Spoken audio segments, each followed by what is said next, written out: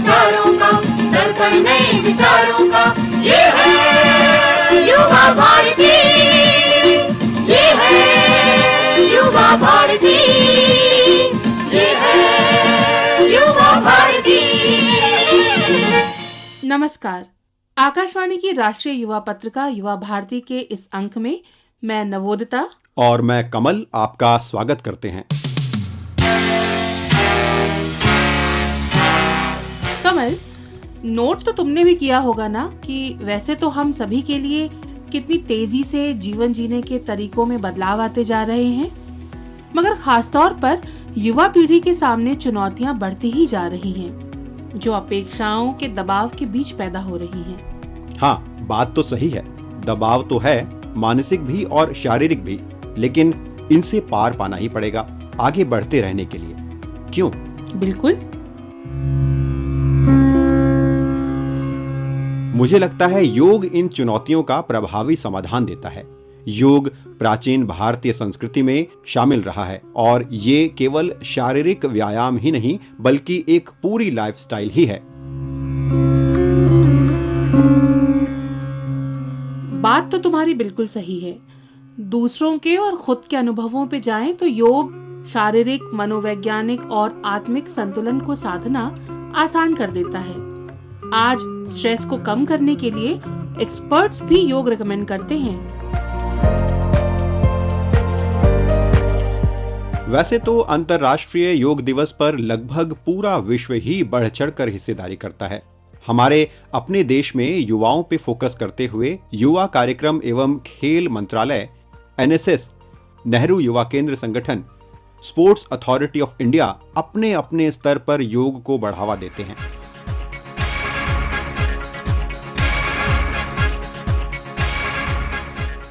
और इसी क्रम में नेशनल कैडेट कॉर्प्स या एनसीसी के युवा कैडेट योग की ऊर्जा से प्रेरित होकर अपने प्रशिक्षण और दिनचर्या में इसे शामिल कर रहे हैं और अनुशासन, एकाग्रता और सहनशीलता को और बेहतर तरीके से प्रैक्टिस कर पा रहे हैं। मैं वरिष्ठ जीसीआई सत्यवती, एनसीसी संगठन दिल्ली से। मैं राष्ट्रीय कैडेट कोर में as a senior girl cadet instructor के पद पर कार्यरत हूँ। एनसीसी में स्कूल एवं कॉलेज के विद्यार्थियों को ट्रेनिंग के साथ साथ योग विशेषज्ञों द्वारा योग भी सिखाया जाता है तथा एनसीसी के पाठ्यक्रम में योग को भी विषय के रूप में सम्मिलित किया गया है और पढ़ाया जाता है। साथ ही दिल्ली निदेशालय द्वारा समय समय पर योग को प्रोत्साहित करने के लिए विभिन्न प्रकार की प्रतियोगिताएं भी आयोजित की जाती हैं।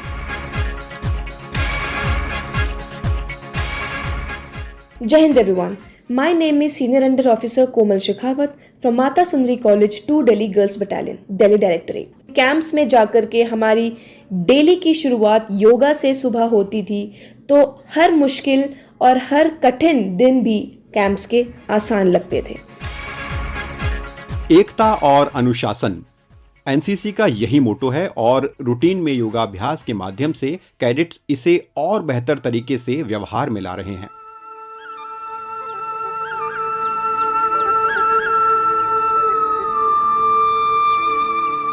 अच्छा कमल, हाँ, ये बताओ, अपने खाली समय में सबसे ज्यादा क्या करना पसंद है तुम्हें? मुझे तो कुछ पढ़ना या फिर एक कप चाय के साथ कोई फिल्म देखना पसंद है। मेरा भी कुछ ऐसा ही है। बस चाय की जगह कॉफी और फिल्म की जगह कोई बढ़िया सी वेब सीरीज। ओह, वेब सीरीज से याद आया कि हमारे आसपास कितने ऐसे यंग दोस्त हैं जो एक्टिंग के क्षेत्र में जाना चाहते हैं और ओटीटी प्लेटफॉर्म कितने मौके भी दे रहे हैं, चाहे फिल्म हो या कोई सीरीज। ऐसा करते हैं, अपने इन युवा एस्पायरिंग एक्टर्स को मिलवाते हैं एक बेहद टैलेंटेड एक्टर विशाल यादव से, जिन्हें अब ज्यादातर लोग पंचायत फुलेरा के जगमोहन के नाम से जानते हैं।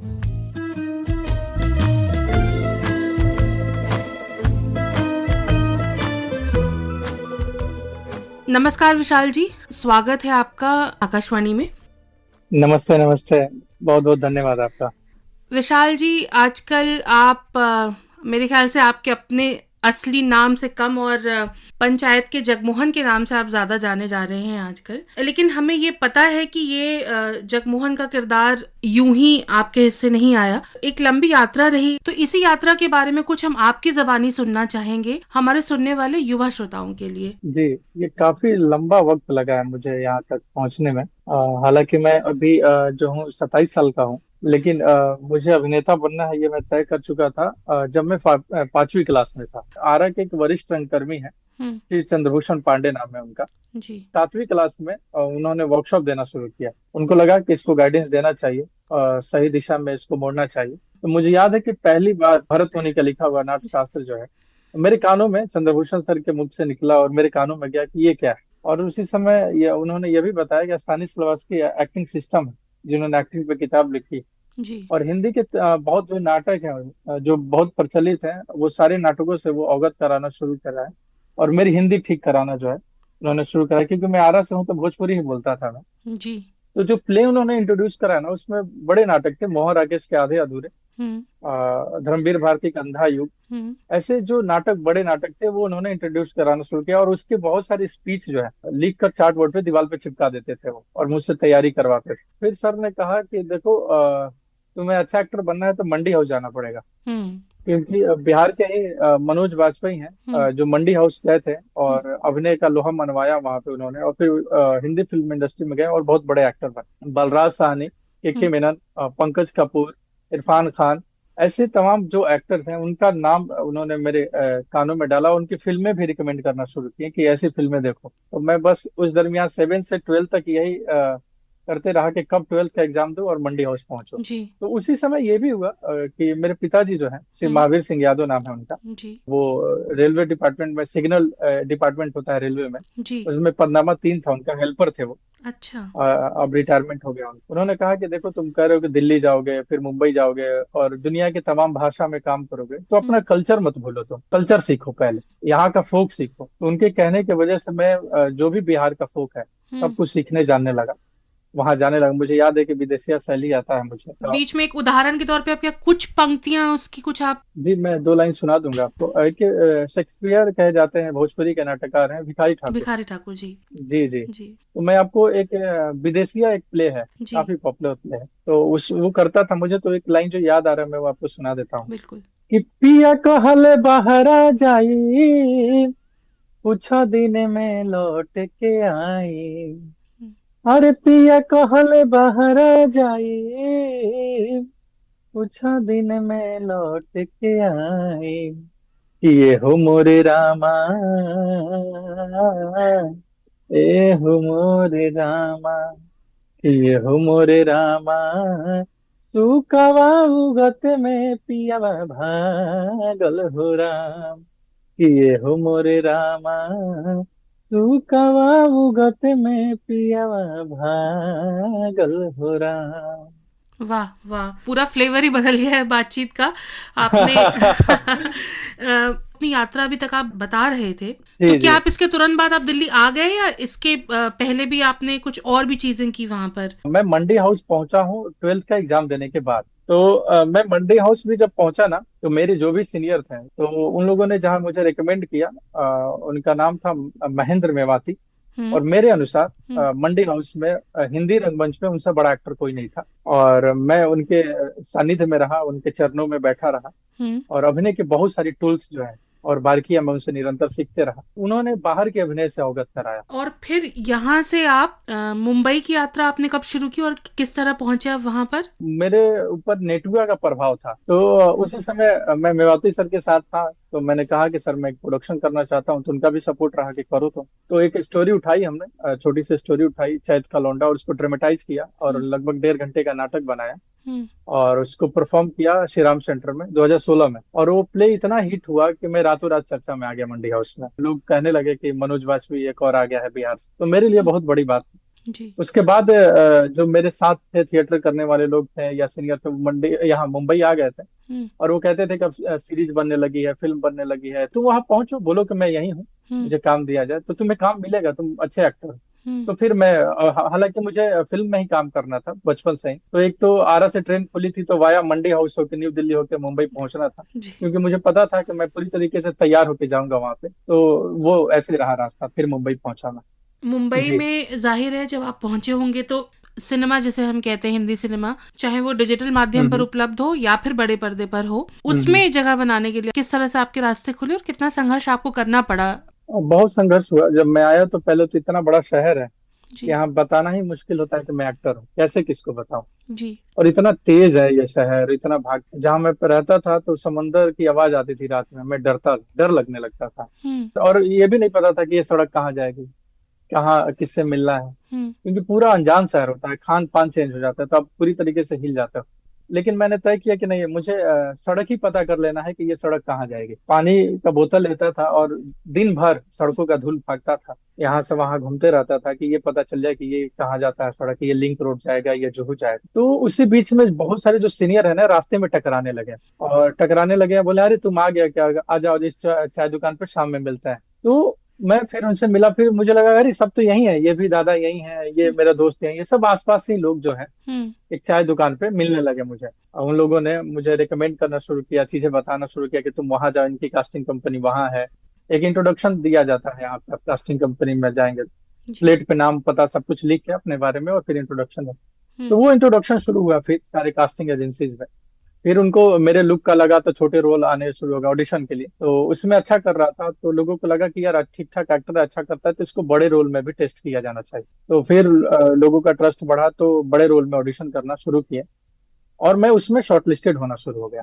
बताया जाता है कि तुम अगले दिन से फलाने बड़े एक्टर के साथ पूरी फिल्म में उनके साथ हो और काम करोगे, इतने पैसे मिलेंगे, तो आप सोच सकते हैं कि कितना खुश रहता हूँ मैं। बिल्कुल। लेकिन शॉर्टलिस्टेड हो रहा था शुरुआती दिनों में, लेकिन धीरे धीरे धीरे धीरे मैं शॉर्टलिस्टेड ही हो रहा था, फाइनल नहीं हो रहा था, और ये समय काफी लंबा जो है होने लगा, केवल मैं शॉर्टलिस्टेड हो रहा था। लेकिन उस बीच में मुझे छोटे छोटे रोल मिल रहे थे जो भी उनको लग रहा था, तो मैं वो भी छोड़ना नहीं चाह रहा था, क्योंकि मुझे पता था कि कैमरे के सामने जाऊंगा करूंगा तभी लोगों का मेरे ऊपर ट्रस्ट बढ़ेगा। तो मुझे याद है ड्रीम गर्ल 2 में एक दिन का काम किया हूं मैं, और इसलिए कि को एक्टर को अच्छा लगे तो रिकमेंड कर दे कि अच्छा एक्टर है यार, इसको रोल अच्छा दिया जाए, हम्म।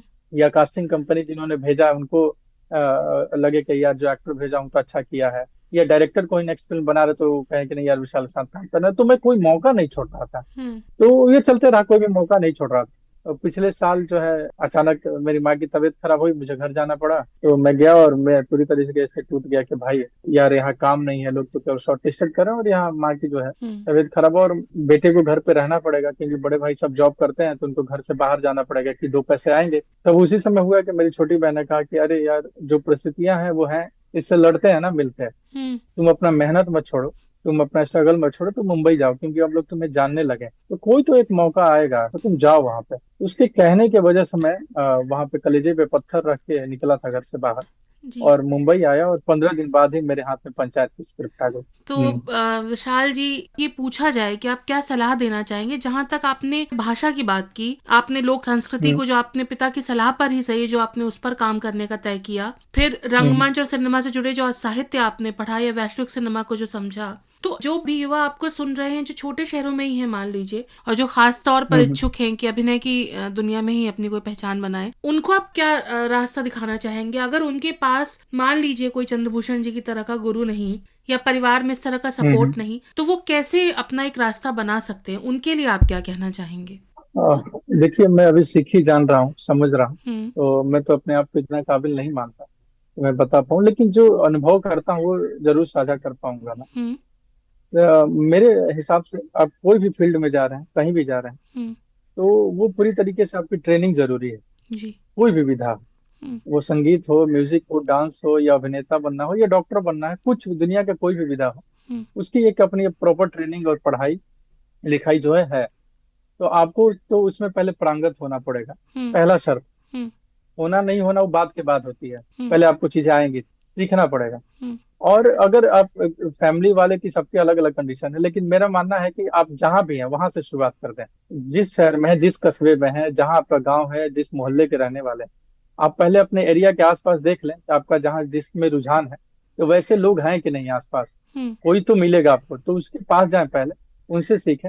फिर आप जो है अपने जो शहर के हैं वहाँ कोई नाटक ग्रुप या जो भी है उनसे जुड़े, फिर उसके बाद जो है जो राज्य का है वो नाट्य मंडली होगा, वहां जुड़े। तो ऐसे आपको धीरे धीरे स्टेप बाय स्टेप सारी चीजें जो है समझ में आनी शुरू हो जाएंगी, और सीखने समझने का जो है बहुत ज्यादा लाभ होगा। इसी पे मेरे पिताजी लाइन कहते तो मुझे अभी याद आया कि देखो विशाल, जितना ऊपर जाना है ना तुम्हें, उतना नीचे जाना पड़ेगा। जो भी आपका कल्चर है, जहां से भी आता है, तो वहां की सारी चीजें आप जाने समझे सीखे, उसको छोड़े ना, क्योंकि अंततः जो है वो आपकी जो है बैकबोन है। जी। दुनिया के अलग अलग भाषा में काम करें आप, सीखे जाने बहुत बढ़िया है, लेकिन आप वहां से शुरुआत जरूर करें। और एक और बात जो है मैं फॉलो करता हूँ, मेरे गुरु जो मेमाती सर, वो कहते थे कि देखो टीचर तो तुम्हें गाइड कर ही रहा है, तो वो एक लिमिटेड समय के लिए तुम्हारे सामने खड़ा होता है, लेकिन सबसे बड़ी बात है कि तुम खुद के टीचर बन जाओ। तो मैं इसको फॉलो करता हूँ। तो अपना टीचर जो है मेरा थर्ड आई ऐसे अपने ऊपर रखता हूँ कि मैं कहाँ गलत कर रहा हूँ, तो इसको कैसे ठीक कर पाऊँ। बहुत बहुत शुक्रिया जगमोहन जी। देखिए, नाम आपका जगमोहन जी निकल रहा है। हमारी आपके लिए यही दुआ है कि आपको ऐसे ही अच्छा अच्छा काम मिलता रहे। ये जगमोहन से और कई नाम आपकी फहरिस्त में शामिल होते चले जाएं। ऐसी शुभकामना के जी जी, साथ अब हम आपसे विदा लेते हैं विशाल जी। बहुत बहुत धन्यवाद। Thank you so much, thank you so much.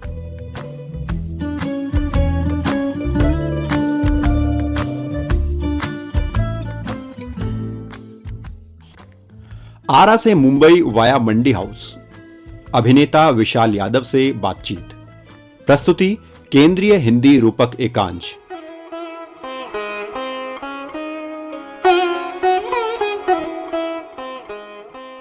अच्छा, अब एक्टिंग से आते हैं संगीत की दुनिया में। अभी अभी 21 जून को विश्व संगीत दिवस भी हमने मनाया। हमारा शास्त्रीय संगीत पूरी दुनिया में हमें एक विशेष जगह देता है। इतनी पुरानी और समृद्ध परंपरा है ये, जो गुरु और शिष्य के बीच बिना टूटे बहती चली आ रही है। लेकिन जिस समय के दबाव की अभी हम बात कर रहे थे, वो इस परंपरा ने भी तो महसूस किया होगा। बिल्कुल। और सबसे बड़ी बात तो, जो युवा परंपरा को आगे बढ़ा रहे हैं, उनके लिए ये आसान है या मुश्किल? हाँ, इस तरह से इस पर सोचना जरूरी है कि इस परंपरा में रोजगार के अवसर कैसे और कितने हैं। ऐसा करते हैं, सुनते हैं शास्त्रीय गायक और दिल्ली विश्वविद्यालय में संगीत अध्यापन से जुड़े अलीश मोहन को। शंकर के अंग सोहे, शंकर के अंग सोहे, शंकर के अंग सोहे, शंकर के अंग सोहे। मेरा नाम अलीश मोहन है। आप सभी को नमस्कार। मेरे पिताजी तबला वादक हैं, जिनका नाम श्री देवेंद्र कुमार है। मेरे दादाजी भी गाना गाया करते थे, जिनका नाम श्री हरि मोहन जी है। और मैं पिछले तकरीबन 20 वर्ष से पंडित भोलानाथ मिश्रा जी से शास्त्रीय संगीत की तालीम ले रहा हूँ। बस खुद को कहीं से बाध्य नहीं रखा कभी भी। शास्त्रीय संगीत भी किया, उप शास्त्रीय संगीत भी किया, बॉलीवुड म्यूजिक भी किया। पिताजी का ये सहयोग रहा कि उन्होंने बस हमेशा ये कहा कि चौमुखा आर्टिस्ट बनना है, क्योंकि आगे का जो टाइम है वो बहुत क्रुशल है, बहुत कमर्शियल लाइन की तरफ ज्यादा है और बहुत उसमें फाइट है।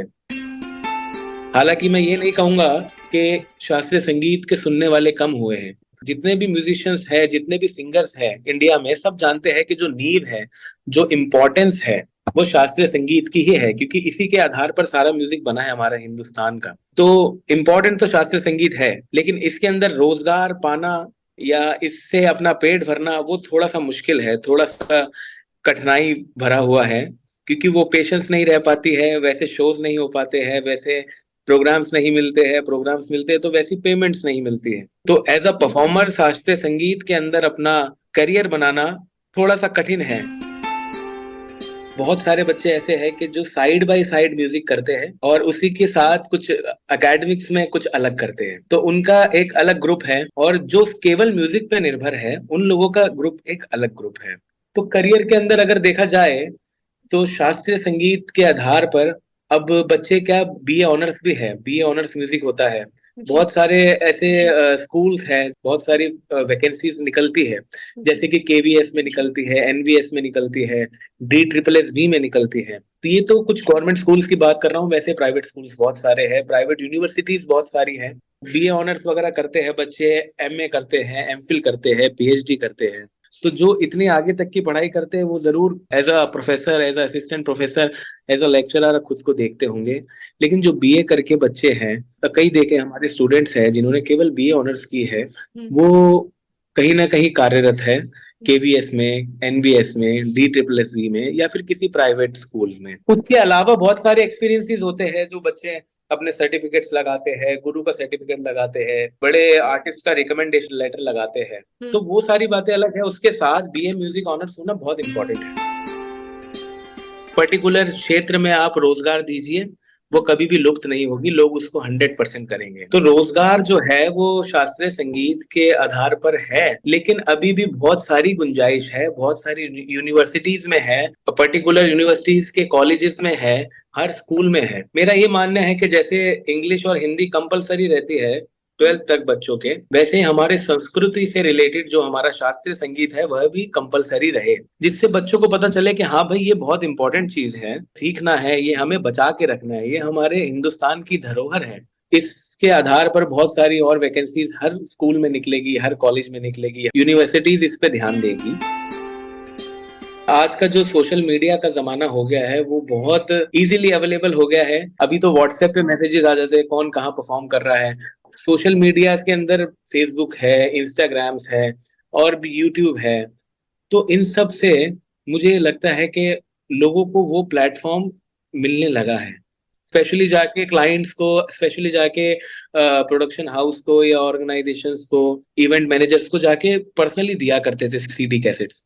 आज क्या है कि अगर हमें कोई शो के लिए बुक करता है या बात करता है तो वो सीधा बोलता है कि आप अपना कोई गाने का लिंक भेज दीजिए। तो ये जितने भी ऑनलाइन प्लेटफॉर्म्स हैं ये बहुत इंपॉर्टेंट और बहुत कारगर साबित हुए, खासकर कोविड के टाइम पे। जितने भी आर्टिस्ट थे वो अपने अपने सोशल हैंडल से लाइव आने लगे, गाना गाने लगे, बजाने लगे, बात करने लगे, अपने म्यूजिक के एक्सपीरियंसेस शेयर करने लगे। फ्यूजन करिए, अलग अलग आर्टिस्ट से मिलिए, उनके साथ कोलैबोरेशन करिए। ये सब संभव हुआ है ऑनलाइन प्लेटफॉर्म्स की वजह से। आओगे जब तुम ओ साजना, आओगे जब तुम ओ साजना, अंगना फूल खिलेंगे, बरसेगा सावन, बरसेगा सावन, झूम झूम के दो दिल ऐसे मिलेंगे, आओगे जब तुम ओ साजना, अंगना फूल खिलेंगे। अभी आपने सुना शास्त्रीय गायक और दिल्ली विश्वविद्यालय में संगीत अध्यापन से जुड़े एलिश मोहन को। प्रस्तुति केंद्रीय हिंदी रूपक एकांश। कमल, अब जरा स्पोर्ट्स की दुनिया में भी देख लें कि क्या चल रहा है। कुछ ही दिनों में पूरी दुनिया की नजरें पेरिस पे होंगी। ओलंपिक्स जो होने वाले हैं वहां। मैं तो अपनी इंडियन कंटिंजेंट पर ही फोकस करूंगा। इतनी जोर शोर से जो तैयारी कर रहे हैं सब। सुनते हैं एक रिपोर्ट, पेरिस ओलंपिक्स में भारत की युवा शक्ति।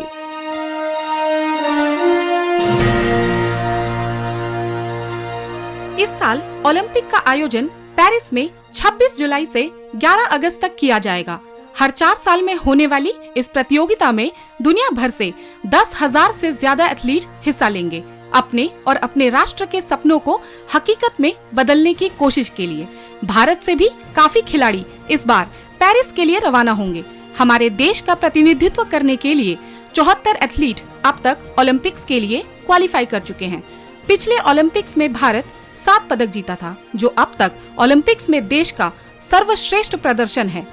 पदक की उम्मीद है शूटिंग, बैडमिंटन, एथलेटिक्स, मुक्केबाजी जैसे कई खेलों से।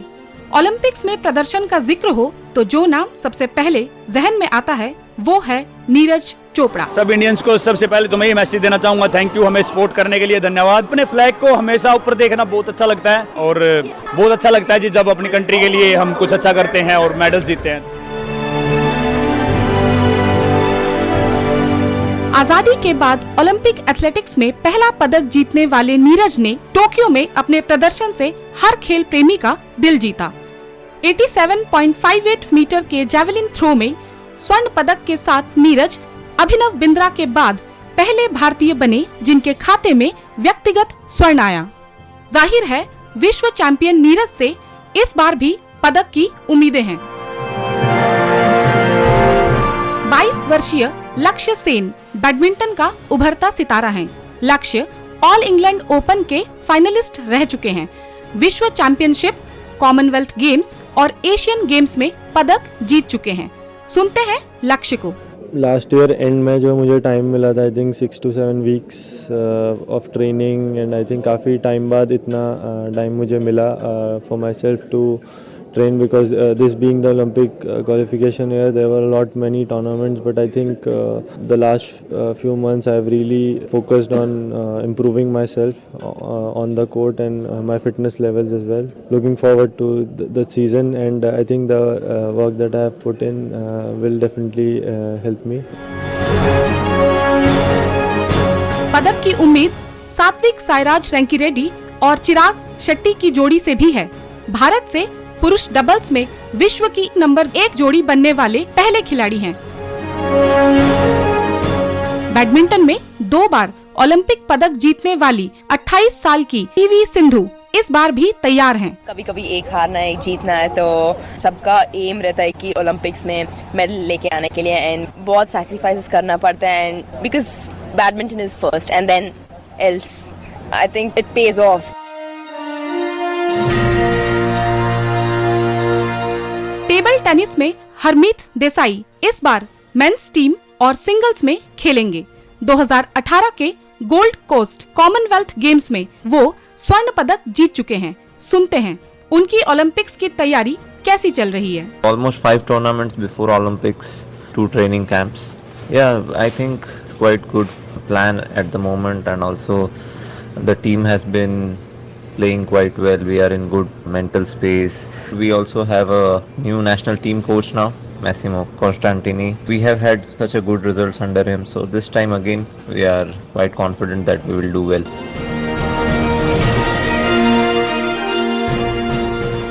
इनके अलावा 24 साल के मानव ठक्कर भी पुरुष टीम में हिस्सा लेंगे। शूटिंग से कई पदकों की उम्मीद इस बार भी है। टोक्यो में खराब प्रदर्शन के बाद इस बार भारतीय शूटर्स ने बहुत सारे कोटा प्लेसेस जीते हैं पेरिस ओलंपिक के लिए। हाल ही में हुए एशियाई खेल में भारत के शूटर्स का प्रदर्शन बहुत अच्छा रहा। पेरिस में ईश्वरी प्रताप सिंह तोमर, सिफत कौर सामरा जैसे युवा सितारों से काफी अपेक्षा रहेगी।